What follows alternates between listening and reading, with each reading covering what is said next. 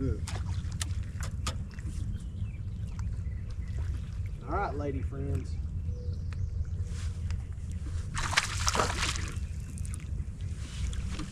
Flip that sucker.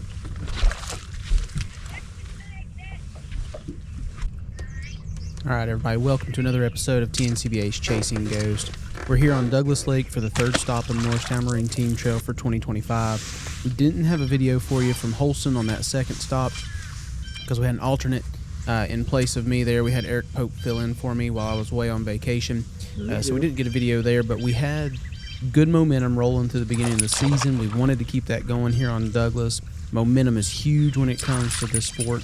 So when we went down on practice here on Wednesday before the tournament, we're getting into that time of year where these fish are really transitioning. They're starting to move up shallow. They're looking for bedding locations. They're starting to spawn. This is the time of year that I do kind of get nervous because the fish can be in a lot of different places. They can be a lot of different phases depending on where you're at on the lake and the types of weather patterns that you have going on. So heading down, I really wanted to look at a couple different sections of the lake, really that midsection from Swans down to Dandridge, and then also a little bit on the lower end from Dandridge down to about Cowboys, just to see what the water temperature was, see what the water clarity was, and just really get a feel for where those fish were at in their progression. So it wasn't necessarily about getting a lot of bites, getting big bites per se, but just seeing where they were so we could try to be ahead of them and not be behind them in this progression, chasing them along. So on that Wednesday when we were practicing, we started out in that mid-lake section, throwing some spinner baits, throwing some chatterbait, and what we really saw there, as you can see from the wind conditions, things were calm in the morning, and we had better water color up there in that middle section. Once we got a few bites up there in that middle section, I headed on down the lake to look at the lower end to see what was going on. Water temperatures are about 2 to 3 degrees cooler.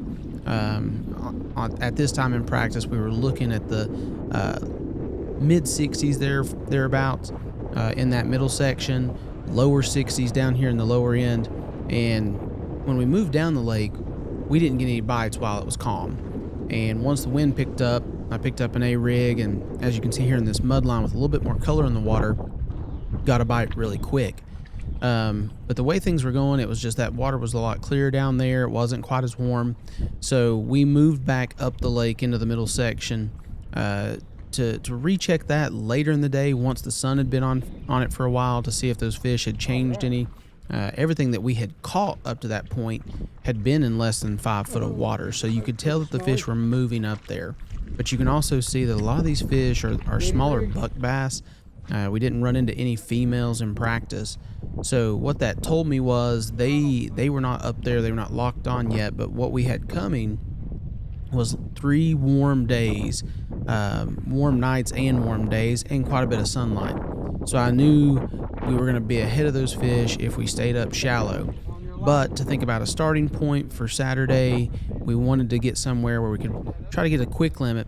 So ultimately, what it showed me in practice was that middle section was the more consistent at this time. It had color that I liked to it. It wasn't muddy, but it had some good stain to it.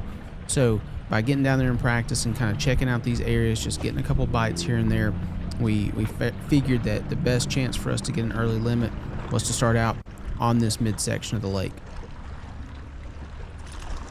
Crankbait.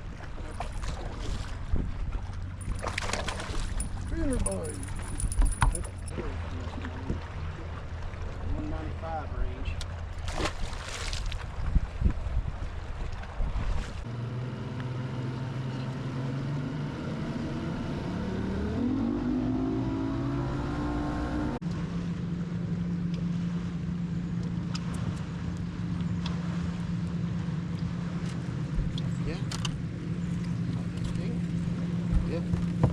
Yep.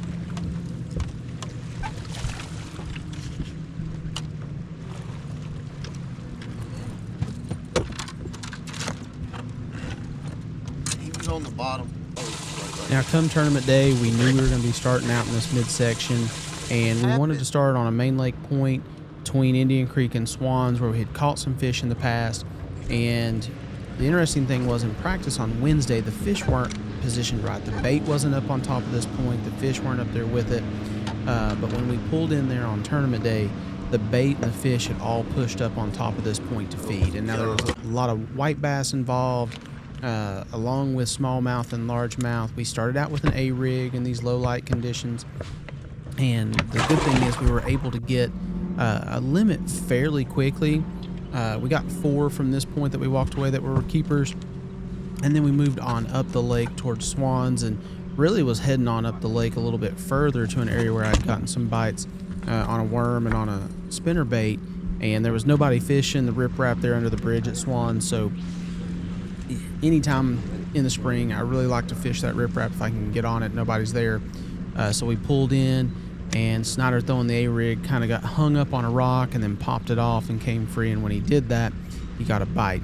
So the first part of our morning here on Douglas, we were throwing A-rigs almost exclusively. I threw a spinnerbait around a little bit, but the majority of our bites came on main lake points here that were just outside of spawning pockets and at the mouth of Swans. And getting that limit, again, just like it did on Cherokee, getting that limit early allowed us to really kind of slow down, methodically start to think through our day. But at this point, we had probably around 9 pounds in the limit that we had. So we knew going forward we were going to have to upgrade pretty big, because those of you that fish Douglas, and especially tournament fish on Douglas, that 9, 10, 11 pound limit there is, you don't know where you're going to end up in the pack, because the difference between 10 and 11 pounds could be 40 positions. There's going to be a lot of bags in that weight class there. So we knew going forward, getting just a couple kickers here and there was going to be big.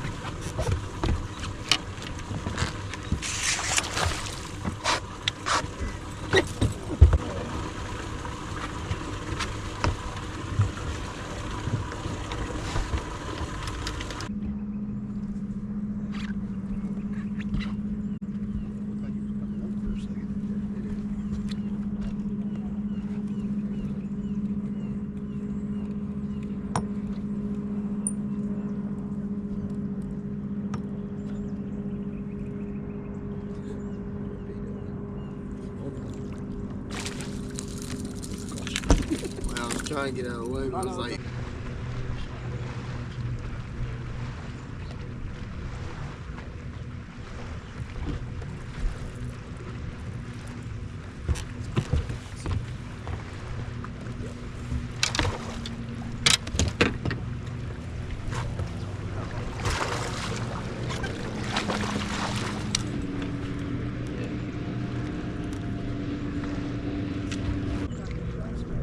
yes.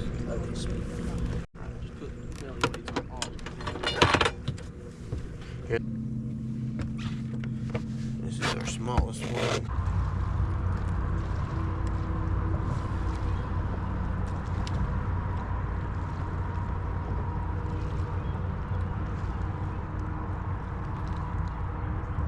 Oh God!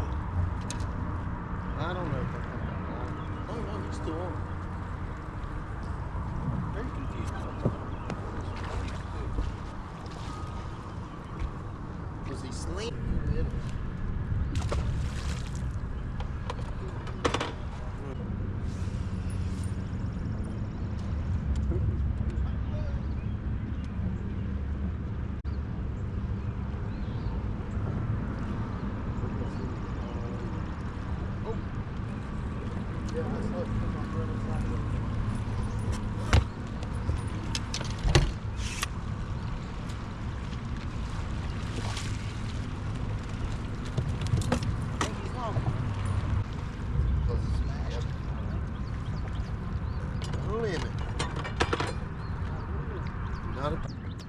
Now here in this clip that's getting ready to pop up, we had our limit, as you saw there from the riprap at Swans.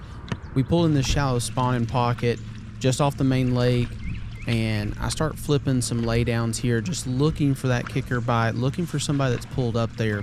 And as I flip in, you get that just donk.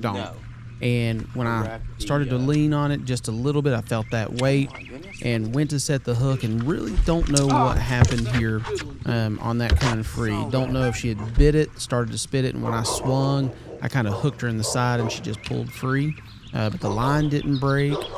Nothing really. It was a quick reaction thing that happened. So when she came up, she did turn and show her side. She would have been a helpful fish to have, because ultimately at the end of the day, I think our smallest fish was still a 180 something, maybe a 190 something.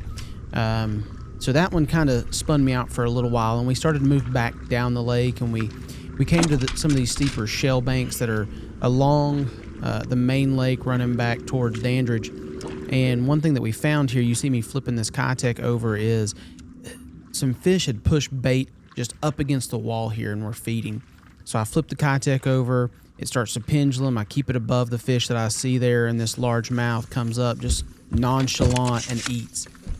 Now when she first eats, the drag starts pulling immediately. I'm just hoping it's not a bigger hybrid or catfish or something of that nature. And then she comes up and jumps, and we fight her for a little while here, and she ends up being our big kicker for the day at a 4.26 largemouth. But those fish were doing something that we typically see on Holston as well, that these fish will get in the middle, maybe the guts, and not really the guts because they'll ride high, but they'll get in these pockets where they're going to go over to the bank and spawn, but they'll just be pushing these bait balls around. And as soon as they're ready, they're going to feed up, and then as soon as they're done with that, they're going to slide right over that bank, which is what makes these shorter pockets here in this midsection so good, is because those fish move right out onto the main lake, feed on bait that's up along that bluff, and then move right into these little pockets and spawn. They don't have to go far, and literally they can push that bait in here and feed on it right before they slide over on the bed. Now, going on up Eagle Bluff here, just up from Dandridge, areas where fish I've found them spawning in the past, and they typically pull up all the time. We pulled in here looking, hoping that, well, if those were there, then more had pulled up. And we started to throw a worm quite a bit through here, but we just never did run into another big bass. We eventually, once the wind got up, ran on down the lake into some of that clear water and focused on some points with A-rigs, looking for some more pre-spawn fish in that little bit cooler water that never materialized to anything. And we were running out of time at this point, had to check in at 3, but thankfully that one kicker that we did get bumped us up into the 13-pound range. And again, that was huge. That was a huge jump to get out of that 10, 11-pound range that we had found ourselves through most of the day, and jump up and get us another top 25. I think we ended up 23rd place. So we've got some good points rolling in. I think we're sitting in 4th right now in the standings as we get ready for Norris. It's going to be another one where those fish they should be pushing to the bank hard, depending on kind of the weather patterns that we got coming through. But we're looking forward to it, guys. Going to keep this momentum rolling. Hopefully, going to head down there and put some practice in a day or two before the tournament starts, just to see if they're on beds heavy or if we can still find some pre-spawners that haven't quite made that push up. So, guys, we'll see you on the next episode from Norris Lake. That 5 total fish we put in. Yep.